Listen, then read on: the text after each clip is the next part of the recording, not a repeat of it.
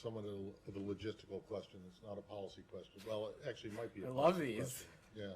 Yeah. And bear with me where I'm going. Have you looked at your, have you gotten any emails from any of your colleagues in the last, before you came out here, obviously not while you've been at the podium, but since about noon or so? Why don't you get to your question? And then Have you? What's your question? Do you have? Are you able to look at them right now? My email? Yeah. I'm not going to pull up my email from the No, podium. no, no. You don't need to show it to me. Yeah. I want to notice. I want to know if you've noticed anything different in the from line where it gives the sender. Matt, this would be a lot better if you would just All right, ask us I'll what just your ask- question was. Well, I mean, so you haven't noticed anything? No. Okay, so within the last hour and a half, 2 hours, the State Department's internal email system, and I've tested this, so I know that it's true, has added pronouns to people's, not their signature, but to their from where it says from. Mm-hmm. Okay. So it will say him, he, his, or her, Yeah. her, she, hers. Why?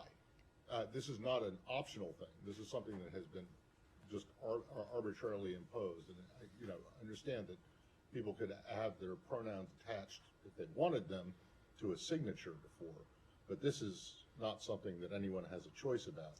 And so I'm just wondering why and who made this decision. Well, Matt, I have not seen this phenomenon for myself. Okay, well, I have, and I'll show it to you. And as soon is as it we get- just to ask you a question? Is it just for internal State Department? Obviously people when they're not, emailing because out? I tested it. So I got if an you email send from an email- someone in this building, and whereas before it did not have any of these pronouns attached to the sender's name, it now does.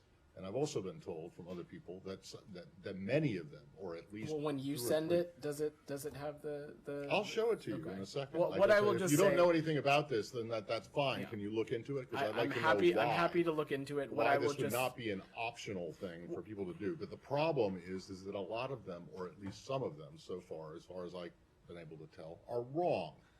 They're giving the wrong pronoun. So men are being identified as women and women as men, and this has nothing to do with whatever transgender I have or not anything like that. But it's ridiculous.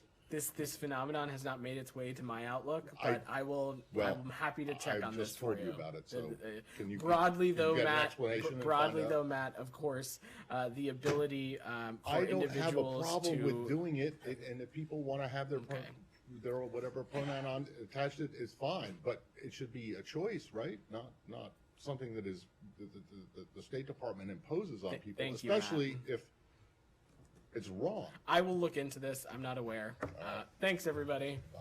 Happy Thursday.